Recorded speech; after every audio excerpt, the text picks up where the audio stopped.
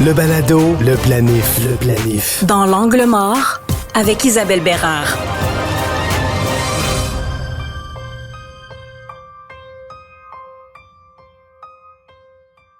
C'est pas très fréquent dans notre vie de professionnel en planification financière qu'on croise des gens qui n'ont jamais fait de déclaration d'impôt.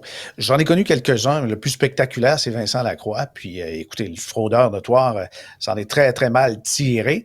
Mais en général, Isabelle, qu'est-ce qu'on oublie quand quelqu'un ne fait pas ses déclarations d'impôt tant au provincial qu'au fédéral à chaque année? Ben en fait, Fabien, il y a des gens qui se disent, moi, j'ai pas gagné de revenus ou j'ai gagné très peu de revenus, j'ai pas d'impôt à payer, je vois pas pourquoi que je serais obligée de faire ma déclaration de revenus.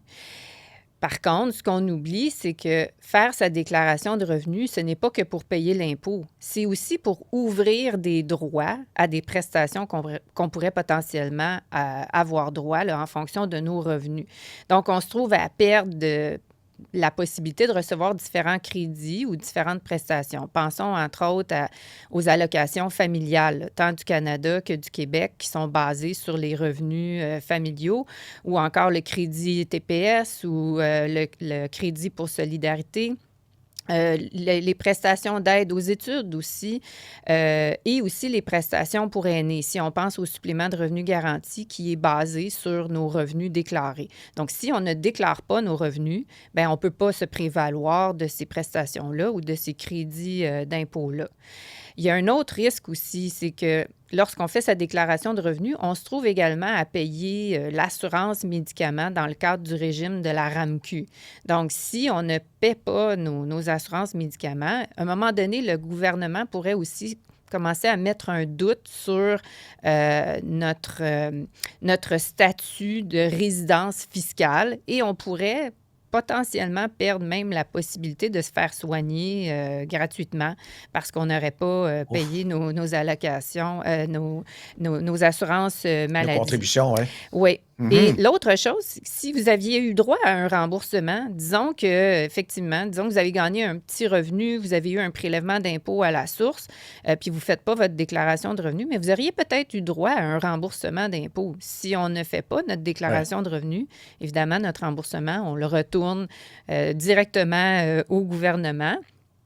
Vous risquez aussi des pénalités. Si vous devez de l'impôt, ne serait-ce que $1, le gouvernement va appliquer des pénalités, va appliquer des frais d'intérêt. Si on ne le fait pas pendant des années, tout ça peut s'accumuler puis devenir une grosse somme d'argent là, éventuellement. Et pour les travailleurs autonomes, là, les conséquences peuvent même être encore pires. Les travailleurs autonomes, ils vont rater la possibilité de contribuer au RRQ. Ils vont rater la possibilité aussi de s'accumuler des droits REER.